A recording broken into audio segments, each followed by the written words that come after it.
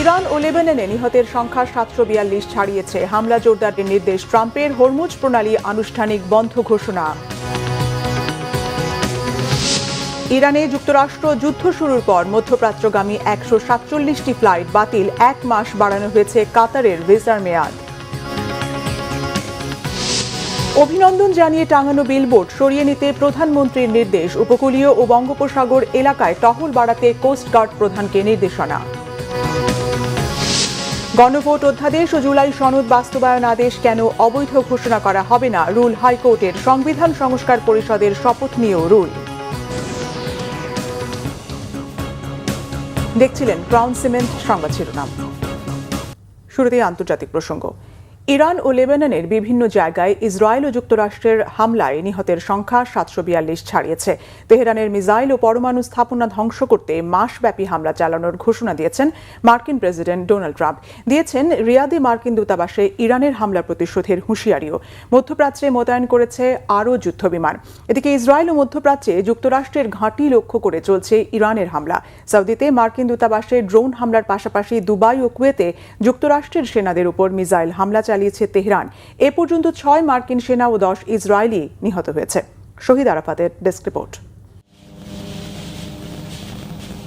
ইরানের মিসাইল ও পরমাণু স্থাপনা ধ্বংসের লক্ষ্যে টানা চতুর্থ দিনের মতো হামলা অব্যাহত রেখেছে ইসরায়েল ও মার্কিন বাহিনী।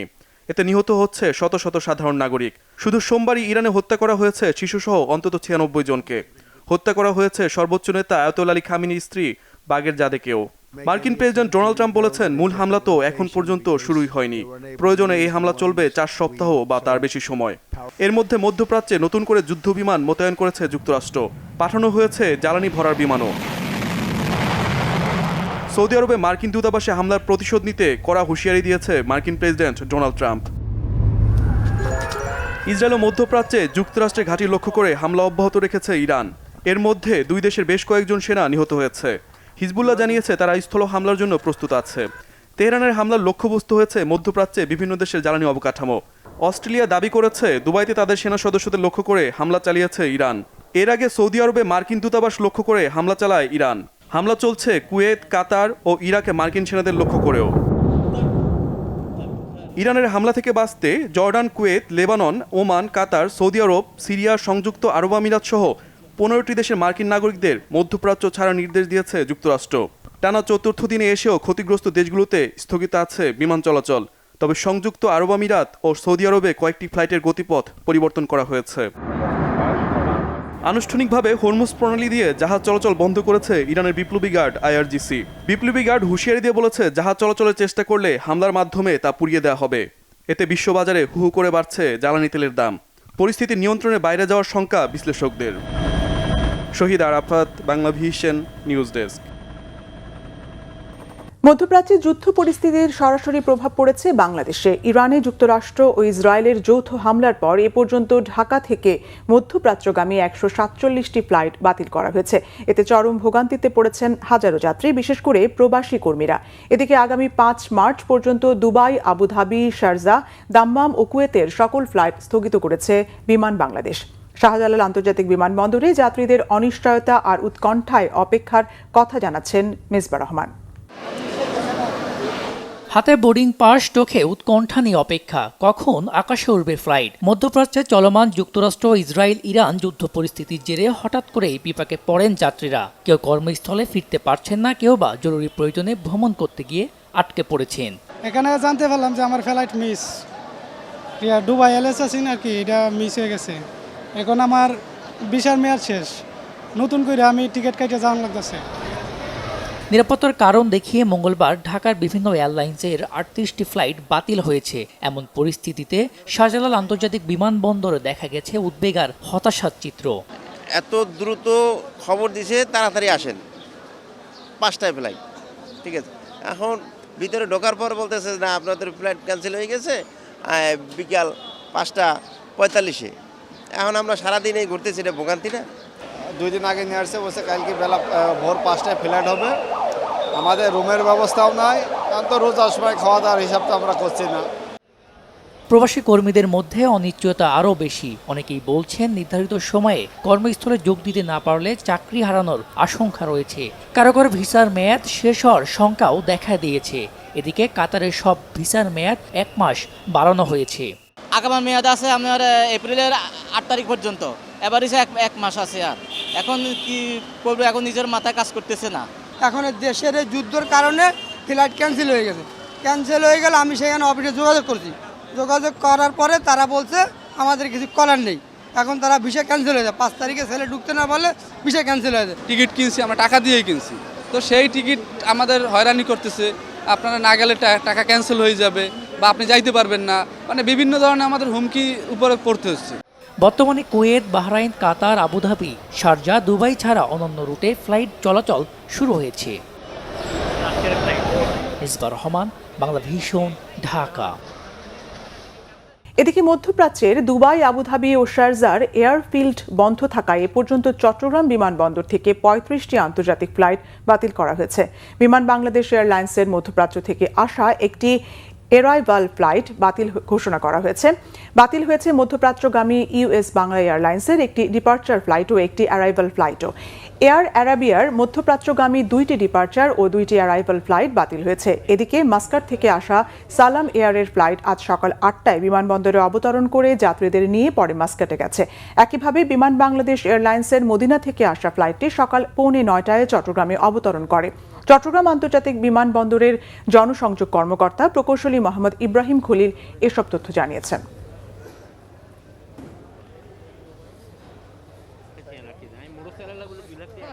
রাজধানীর বিভিন্ন সড়কে বিলবোর্ডে প্রধানমন্ত্রীকে অভিনন্দন জানিয়ে বিজ্ঞাপন ও ব্যানার দ্রুত অপসারণের নির্দেশ দিয়েছেন প্রধানমন্ত্রী তারেক রহমান। মঙ্গলবার সংশ্লিষ্ট কর্তৃপক্ষকে এই নির্দেশনা দেন তিনি। প্রধানমন্ত্রীর অতিরিক্ত প্রেস সচিব আতিকুর রহমান রুমন জানান, মঙ্গলবার সকালে প্রধানমন্ত্রী গুলশানের বাসা থেকে বেরিয়ে হাতিরঝিলে পুলিশ প্লাজার সামনে তার ছবি সম্বলিত ব্যানার তাৎক্ষণিক সরিয়ে ফেলার নির্দেশ দেন এবং সেটা তখনই সরানো হয়। রাজধানীর বিভিন্ন বিলবোর্ডে প্রধানমন্ত্রীকে অভিনন্দন জানিয়ে তার ছবি সহ বিভিন্ন কোম্পানির বিজ্ঞাপন প্রদর্শিত হচ্ছে। সেগুলো দ্রুত অপসারণ করতে প্রধানমন্ত্রী সংশ্লিষ্ট কর্তৃপক্ষকে নির্দেশনা দেন। মঙ্গলবার সচিবালয়ে অফিস করেন প্রধানমন্ত্রী তারেক রহমান। সকাল 9:15 প্রধানমন্ত্রী অফিসে যান। দিনের কর্মসূচিতে প্রধানমন্ত্রীর সঙ্গে সাক্ষাৎ করেন কোস্টগার্ড মহাপরিচালক রিয়ার অ্যাডমিরাল জিয়াউল হক। অতিরিক্ত প্রেস সচিব জানান, উপকূলীয় ও বঙ্গোপসাগর এলাকায় জলদস্যুতা, ডাকাতি, অবৈধ পাচার ও মৎস্য সম্পদ রক্ষায় নিয়মিত টহল বাড়ানো এবং জেলেদের নিরাপত্তা নিশ্চিতে প্রয়োজনীয় নির্দেশনা দিয়েছেন প্রধানমন্ত্রী।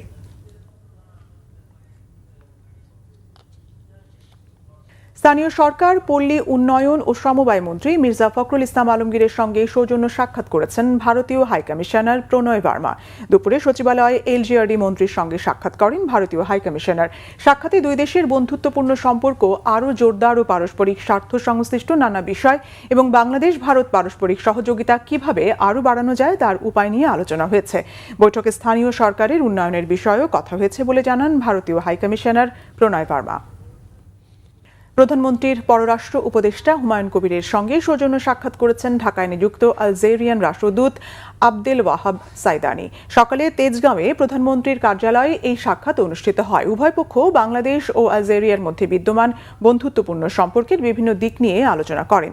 ব্যবসা বাণিজ্য, বিনিয়োগ, জ্বালানি সহযোগিতা, শিক্ষা ও সাংস্কৃতিক বিনিময় এবং বহুপাক্ষিক ফোরামে পারস্পরিক সহযোগিতা জোরদারের বিষয়গুলো গুরুত্বের সঙ্গে আলোচনায় উঠে আসে। পররাষ্ট্র উপদেষ্টা আলজেরিয়ার সঙ্গে বাংলাদেশের সম্পর্ককে আরও গভীর ও বহুমাত্রিক করার ব্যাপারে আগ্রহ ব্যক্ত করেন। দুই দেশের জনগণের কল্যাণে পারস্পরিক সহযোগিতা সম্প্রসারণে বাংলাদেশ সরকারের অঙ্গীকার পুনর্ব্যক্ত করেন উপদেষ্টা। আলজেরিয়ান রাষ্ট্রদূত দ্বিপাক্ষিক সম্পর্ক জোরদারে তার দেশের দৃঢ় আগ্রহের কথা জানান এবং বিভিন্ন সম্ভাবনাময় খাতে যৌথ উদ্যোগ নেওয়ার প্রত্যাশা ব্যক্ত করেন। যুক্তরাষ্ট্রের দক্ষিণ ও মধ্য এশিয়া বিষয়ক সহকারী পররাষ্ট্রমন্ত্রী পল কাপুর 2 দিনের সফরে আজ ঢাকা আসছেন। বিএনপির সরকার গঠনের পর এই প্রথম কোনো মার্কিন সরকারের ঊর্ধ্বতন ব্যক্তি বাংলাদেশ সফরে আসছেন। মার্কিন সহকারী পররাষ্ট্রমন্ত্রীর এই সফরে দ্বিপক্ষীয় নানা ইস্যু, আঞ্চলিক নিরাপত্তা ও অর্থনৈতিক সহযোগিতার বিষয়গুলো আলোচ্যসূচিতে থাকবে বলে জানা গেছে। এছাড়া রোহিঙ্গা ইস্যুটিও আলোচনায় স্থান পেতে পারে বলে ধারণা করা হচ্ছে। সফরকালে মার্কিন সহকারী পররাষ্ট্রমন্ত্রী পল কাপুর পররাষ্ট্রমন্ত্রী ও প্রতিমন্ত্রী সহ সরকারের বিভিন্ন গুরুত্বপূর্ণ ব্যক্তিদের সঙ্গে বৈঠক করবেন। গণভোট অধ্যাদেশ ও জুলাই সনদ বাস্তবায়ন আদেশ কেন অবৈধ ঘোষণা করা হবে না জানতে রুল জারি করেছে হাইকোর্ট। সেই সঙ্গে সংবিধান সংস্কার পরিষদের শপথ কেন সংবিধানের সাথে সাংঘর্ষিক হবে না তাও জানতে চাওয়া হয়েছে রুলে। এই আদেশের ফলে সংসদের প্রথম অধিবেশনের আগেই জুলাই সনদ ও গণভোট বিচারাধীন বিষয় হয়ে গেল বলে জানান রিটকারীর আইনজীবী। আহমেদ সরারের রিপোর্ট। সংবিধানের 93 অনুচ্ছেদ অনুসারে রাষ্ট্রপতি জুলাই সনদ বাস্তবায়ন আদেশ ও গণভোট অধ্যাদেশ জারি করতে পারেন না এমন যুক্তিতে এর বৈধতা চ্যালেঞ্জ করে হাইকোর্টে রিট করেন সুপ্রিম কোর্টের 2 আইনজীবী। সেই রিটের প্রাথমিক শুনানি করে মঙ্গলবার জুলাই সনদ বাস্তবায়ন আদেশ ও গণভোট অধ্যাদেশ কেন অবৈধ ও অসাংবিধানিক নয় তা জানতে চেয়ে রুল জারি করে বিচারপতি রাজিকাল জলিল ও বিচারপতি আনোয়ারুল আলমের হাইকোর্ট বেঞ্চ। জুলাই জাতীয় সনদ সংবিধান সংস্কার বাস্তবায়ন আদেশ কেন অবৈধ হবে না সেই মর্মে 4 সপ্তাহের মধ্যে রুল দিতে বলেছে এবং আরও একটি গণভোট আদেশ, সেই গণভোট অর্ডিন্যান্স সেটাও কেন অবৈধ হবে না সেই মর্মে রুল জারি করতে বলেছে। জামায়াতের আইনজীবী শিশির মনির বলেন, জুলাই সনদ বাস্তবায়ন আদেশ ও গণভোট বাতিল হলে সংসদ নির্বাচন নিয়ে প্রশ্ন উঠবে। তার মতে এই রিটে সরকারের সংশ্লিষ্টতা থাকলে তা হবে দ্বিচারিতা। আমরা দেখতে পাচ্ছি এই রিট মামলা শুনানি করার ক্ষেত্রে এবং এই রিট মামলাটি পরিচালনা করার ক্ষেত্রে সরকারের একাংশের ডাইরেক্ট সংশ্লিষ্টতা দেখা যাচ্ছে। যদি বাংলাদেশে জুলাই সনদ বাস্তবায়ন আদেশ না থাকে, 30টি কনসেনসাসের ভিত্তিতে সংস্কার প্রস্তাব না থাকে, গণভোটের প্রশ্ন অবৈধ হয়, তাহলে শেষ পর্যন্ত থাকবে কি? শেষ পর্যন্ত নির্বাচন থাকে, সরকার থাকে, নিজের গদি থাকে, সব কিছুই বড় ধরনের প্রশ্নের সম্মুখীন হবে। তো এই দায়িত্ব তাদেরকে নিতে হবে যারা এই প্যান্ডোরার বক্স ওপেন করাচ্ছেন। জাতীয় জীবনের এত বড় গুরুত্বপূর্ণ বিষয়কে ডিজাইন করে আদালতের সাবজেক্ট ম্যাটার বানিয়ে পার্লামেন্টকে পাশ কাটানোর যে কৌশল, এটি অতীতেও ভালো কোনো কৌশল হিসেবে প্রমাণিত হয় নাই। তবে এই যুক্তি মানতে নারাজ রিটকারীর আইনজীবী সৈয়দ মামুন মাহবুব। আমরা কোনো অবস্থাতেই সংস্কারের বিরুদ্ধে না, আমরা পর্যাপ্ত সংস্কার চাই, সংবিধানের, গণমাধ্যমের, বিচার বিভাগের, নির্বাহী বিভাগ, পুলিশ, কিন্তু সেটি হতে হবে বৈধ আইনি কাঠামোর মধ্যে, নাহলে সবই ভেস্তে যাবে। এবং নির্বাচনের সঙ্গে এর কোনো দ্বন্দ্ব নেই। আমরা অন্তর্বর্তী সরকারকেও চ্যালেঞ্জ করিনি, আমরা তো ওই আদেশের সমস্ত আদেশ চ্যালেঞ্জ করিনি। আমরা সেকশন 3 যেটায় গণভোট হয়েছে, সুপ্রিম কোর্ট 8ম সংশোধনী বাতিল করেছিল পার্ট, সেটা হচ্ছে হাইকোর্ট কেন বিভক্ত হলো, রাষ্ট্রধর্ম ইসলাম ছিল, এর অতীতে বহু নজির আছে। রুলের শুনানি ছাড়া এর বিরুদ্ধে আপিল বিভাগে যাওয়া যাবে কিনা সেটি দেখবেন বলে জানান অ্যাডভোকেট শিশির মনির। ট্রেডিশন এলাও করে না, আইনেও এলাও করে না, তারপরে এই ব্যাপারটি আমরা। আহমেদ সরওয়ার, বাংলা ভিশন, ঢাকা। চট্টগ্রামের সীতাকুণ্ড বোটানিক্যাল গার্ডেন ও ইকো পার্কের দুর্গম পাহাড়ি এলাকায় গলা কাটা অবস্থায় উদ্ধার হওয়া 8 বছরের মেয়ে শিশুটি চিকিৎসাধীন অবস্থায় মারা গেছে। গত রবিবার সকালে শিশুটিকে উদ্ধার করেন সড়ক সংস্কারের কাজে নিয়োজিত শ্রমিকরা। চট্টগ্রাম থেকে নাসির উদ্দিনের পাঠানো তথ্য ও ছবিতে রিপোর্ট। শিশুটিকে অনেক চেষ্টা করেও বাঁচানো যায়নি। মঙ্গলবার ভোরে চট্টগ্রাম মেডিকেল কলেজ হাসপাতালের আইসিইউতে তার মৃত্যু হয়। দুর্বৃত্তরা ধর্ষণের পর ছুরি দিয়ে শ্বাসনালী কেটে ফেললেও শিশুটি যন্ত্রণা সহ্য করে পাহাড়ি এলাকা থেকে হেঁটে সড়ক সংস্কারের কাজে থাকা শ্রমিকদের কাছে এসে বাঁচার আকুতি জানায়।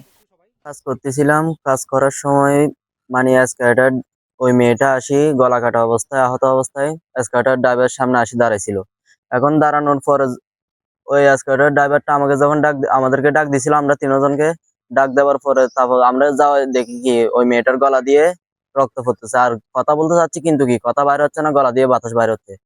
তারপর আমরা তাড়াতাড়ি করে এখানে আমাদের বালুর গাড়ি ছিল, ওই ট্রাকে করে নিয়ে গেছি হসপিটাল থেকে ওখান থেকে তারপর চকবাজার নিয়ে গেছি। চকবাজার থেকে ওখানে ওদের পরিবার ছিল, পরিবার হাতে তুলে দিই, তারপর আমরা এখানে থানায় চলে আসছি। প্রথমে শিশুটিকে সীতাকুণ্ড উপজেলা স্বাস্থ্য কমপ্লেক্স ও পরে চট্টগ্রাম মেডিকেল কলেজ হাসপাতালে ভর্তি করা হয়। ওই দিন রাতে শিশুটির গলায় অস্ত্রোপচার করা হয়। বোনের এমন মৃত্যুর খবরে তার ভাই ভাবি বারবার মূর্ছা যাচ্ছেন বলে জানান শিশুটির চাচা। তারা প্রশাসনের কাছে খুনির মৃত্যুদণ্ড দাবি করেছেন। সপ্তাহের মধ্যে 2-3 দিন ওদের ভাড়া বাসা থেকে ওর দাদার বাড়িতে আসে।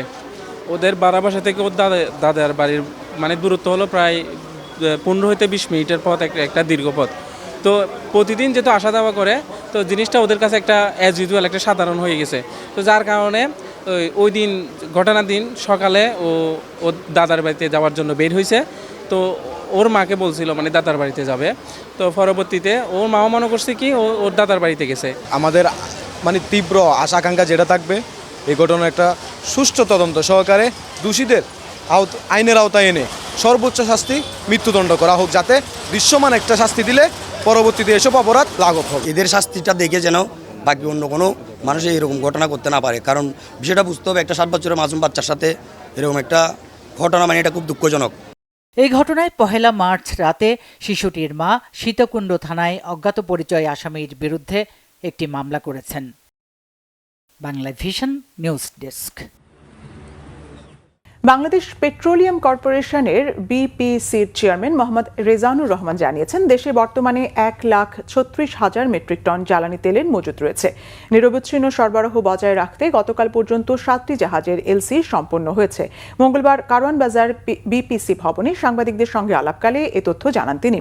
বিপিসি চেয়ারম্যান জানান, জ্বালানির মধ্যে ডিজেল 14 দিন, অকটেন 28 দিন, পেট্রোল 15 দিন, ফার্নেস 93 দিন ও জেট ফুয়েল 55 দিনের মজুত রয়েছে।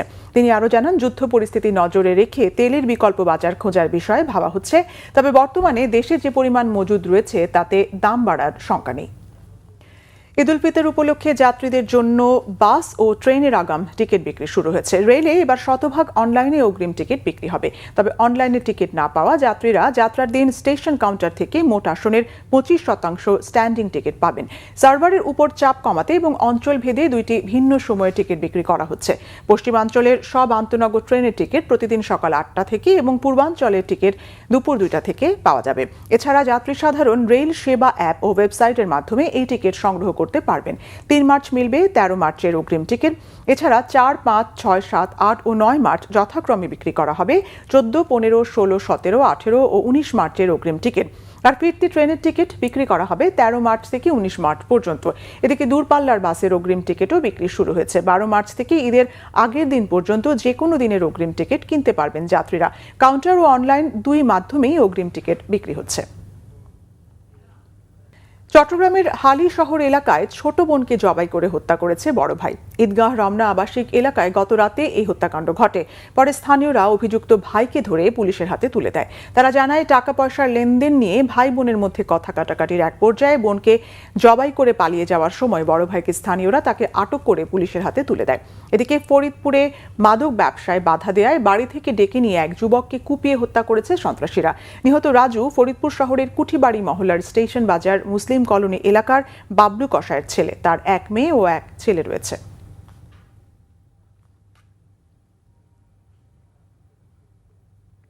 দীর্ঘদিনের বঞ্চনা আর অবহেলার অধ্যায় পেছনে ফেলে নতুন আশার আলো দেখছে পর্যটন নগরী কক্সবাজার। প্রথমবারের মতো 4 আসনে বিএনপির জয়ের সাথে মন্ত্রিসভায় স্বরাষ্ট্রমন্ত্রীর পদ। উচ্ছ্বসিত সৈকত পাড়ের বাসিন্দারা। মাছ, লবণ আর পর্যটনে সমৃদ্ধ এই অঞ্চল থেকে প্রতি বছর 100 কোটি টাকা রাজস্ব জমা হলেও উন্নয়নে পিছিয়েও এই জনপদের বাসিন্দারা। প্রথমবার পূর্ণ মন্ত্রী পাওয়ায় এবার তাই দিন বদলের স্বপ্ন দেখছেন তারা। কক্সবাজার থেকে মোহাম্মদ ইউনুসের তোলা ছবিতে স্টাফ রিপোর্টার মোর্শেদুর রহমান খোকনের বিশেষ রিপোর্ট। 71-এর স্বাধীনতার পর বহু সরকার বদলেছে, বহু মন্ত্রীর চেয়ার পাল্টেছে, কিন্তু দেশের অর্থনীতিতে বড় অবদান রাখা কক্সবাজার জেলার অবকাঠামোর উল্লেখযোগ্য কোনো পরিবর্তন হয়নি। দেশের সর্ববৃহৎ সমুদ্র সৈকতের জেলাটি বছরের পর বছর রাজস্বে গুরুত্বপূর্ণ ভূমিকা রাখলেও কোনো সুফল পাননি বাসিন্দারা। মাছ, লবণ আর পর্যটনে সমৃদ্ধ এই অঞ্চল থেকে প্রতি বছরই সরকারি কোষাগারে যাচ্ছে শত শত কোটি টাকা। পর্যটন নগরী হওয়ায় জেলা জুড়ে গড়ে উঠেছে 6000-এর বেশি হোটেল, মোটেল আর গেস্ট হাউস। কিন্তু সড়ক, মহাসড়ক, ড্রেনেজ ও নগর অবকাঠামোয় রয়েছে স্পষ্ট দুর্বলতা। দ্রব্যমূল্য নিয়ন্ত্রণ, সন্ত্রাসী কার্যকলাপ, চুরি, ডাকাতি, রাহাজানি, খুন খারাপি, এই সমস্ত থেকে যাতে আমরা সাধারণ মানুষ নিস্তার পাই। আইনশৃঙ্খলা পরিস্থিতি এবং যাতে আমাদের কথা বলার স্বাধীনতা থাকা। ব্যবসায়ী হিসাবে এবং আমাদের কক্সবাজার জেলাবাসীর একটাই চাওয়া নিরাপত্তা। জনগণের যে প্রত্যাশা নিয়ে ভোট দিয়েছে সেই প্রত্যাশা পূরণ হবে বলে আমি আশা করছি। মিয়ানমারের সীমান্তবর্তী হওয়ায় মাদক পাচারের ট্রানজিট পয়েন্ট হয়ে উঠেছে পুরো জেলা। বিগত সরকারের শাসনামলে মাদক নিয়ন্ত্রণে ছিল চরম ব্যর্থতা। তবে এবার নতুন স্বরাষ্ট্রমন্ত্রী কক্সবাজারের হওয়ায় আইনের সঠিক শাসন প্রতিষ্ঠার সম্ভাবনা দেখছেন সংশ্লিষ্টরা। প্রশাসন মানুষকে গড় থেকে নিয়ে এসে তাদের হেফাজতে থাকা মাদক দিয়ে চালান দেয়, সেই জিনিসটা যাতে বন্ধ হয়। প্রকৃত মাদক ব্যবসায়ী যারা আছে, যারা মাদকের সাথে জড়িত, তাদের বিরুদ্ধে আমাদের কক্সবাজারের গর্বিত সন্তান বর্তমান স্বরাষ্ট্রমন্ত্রী জনাব সালাউদ্দিন আহমেদ সাহেব উনি ব্যবস্থা নিতে পারবেন। ওনার মাঠে ময়দানে কবর থাকবে কে মাদকের সাথে জড়িত, কে জড়িত নয়। জেলার 4 আসনেই এবার বিএনপি জয়ী হয়েছে। দলীয় সরকারের অধীনে উন্নয়ন বাধাহীন হওয়ায় জেলাবাসীর বাড়ছে প্রত্যাশা। চট্টগ্রাম কক্সবাজার মহাসড়ক 6 লেনে উন্নীত করার প্রতিশ্রুতি ঘিরে স্বপ্ন দেখছেন বাসিন্দারা। চট্টগ্রাম কক্সবাজারের সড়কটা এটা অবহেলিত। এটা আমাদের স্ট্যান্ডিং কমিটির মেম্বার সালাউদ্দিন সাহেব, সাবেক মন্ত্রী, ওনার দৃষ্টিগোচর হয়েছে। উনি অলরেডি প্রতিশ্রুতি রেখেছেন বিভিন্ন জনসভায়। উনি এটা 2 লাইন থেকে উনি 6 লাইন উন্নীত করবেন। দীর্ঘদিনের আক্ষেপ মুছে উন্নয়নের ছোঁয়া দ্রুত পৌঁছাবে কক্সবাজারে, সেই অপেক্ষায় এখন সৈকত পাড়ের জনগণ। Bangla vision news desk. দেশের বিভিন্ন জায়গার আরো কিছু খবর নিয়ে দেখুন একটি ডেস্ক রিপোর্ট। গাজীপুরের 27 এলাকায় জাতীয় দুর্যোগ ব্যবস্থাপনা গবেষণা ও প্রশিক্ষণ ইনস্টিটিউট পরিদর্শন করেছেন দুর্যোগ ব্যবস্থাপনা ও ত্রাণমন্ত্রী আসাদুল হাবিব দুলু। দ্বিতীয় স্তরে আরও কয়েকটি ভবন নির্মাণ করা হবে বলে জানান মন্ত্রী। পাহাড়ের দরিদ্র জনগোষ্ঠী যেন উৎসবমুখর পরিবেশে পবিত্র ঈদ উল ফিতর উদযাপন করতে পারে, সেজন্য সমাজের বিত্তবানদের এগিয়ে আসার আহ্বান জানিয়েছেন পার্বত্য চট্টগ্রাম বিষয়ক মন্ত্রী দীপেন দেওয়ান। রাঙ্গামাটিতে দরিদ্র জনগোষ্ঠীর মাঝে ঈদ সামগ্রী বিতরণকালে তিনি একথা বলেন। স্থানীয় সরকার, পল্লী উন্নয়ন ও সমবায় প্রতিমন্ত্রী মীর শাহে আলম বলেছেন, সিলেটের দক্ষিণ সুরমা কোনো ব্যক্তি বা পরিবারের পরিচয় নয়, বরং উন্নয়ন হবে এলাকার মানুষের প্রয়োজন অনুযায়ী। দুপুরে সিলেটের দক্ষিণ সুরমায় প্রধানমন্ত্রী তারেক রহমানের শ্বশুরবাড়ি পরিদর্শন শেষে তিনি একথা বলেন। শ্রমিক ও নিম্ন আয়ের মানুষের মাঝে ইফতার সামগ্রী বিতরণ করেছে চট্টগ্রাম অসা শ্রমজীবী ইউনিয়ন। অসা ভবনের অডিটোরিয়ামে city mayor doctor Shahadat Hossain শ্রমিকদের হাতে ওই ইফতার সামগ্রী তুলে দেন। মেয়র বলেন, এ ধরনের উদ্যোগ সমাজে মানবিক মূল্যবোধ জাগ্রত করে।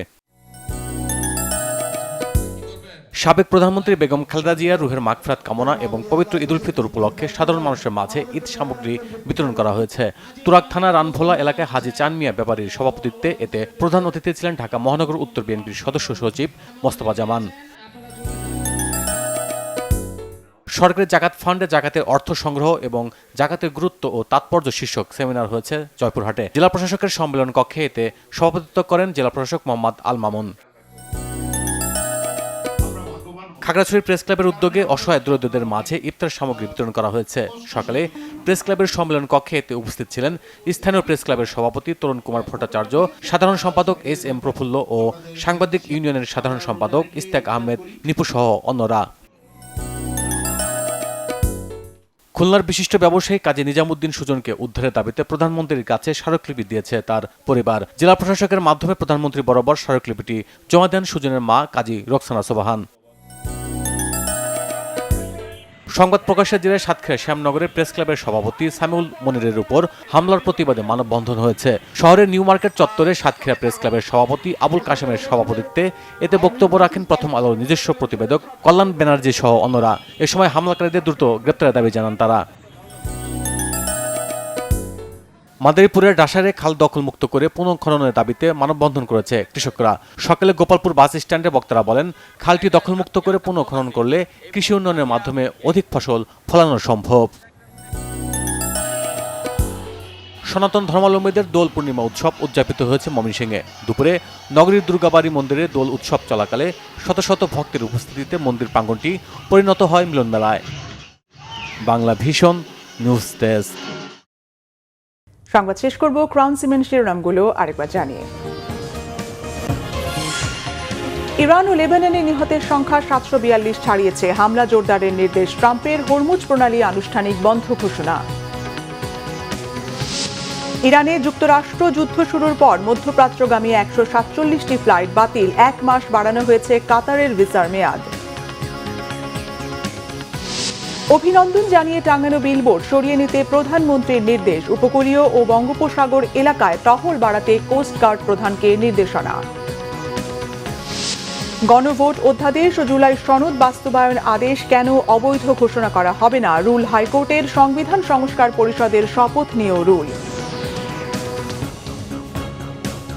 এ ছিল এখনকার মতো। পরের সংবাদ সন্ধ্যা 7:30 দেখার আমন্ত্রণ রইল। এছাড়া বাংলাভিশন সংবাদ ও সংবাদ সংশ্লিষ্ট অনুষ্ঠান দেখতে ভিজিট করুন www.bvnews24.com ও facebook.com/banglavishannews এবং সাবস্ক্রাইব করুন youtube.com/banglavishannews। ধন্যবাদ।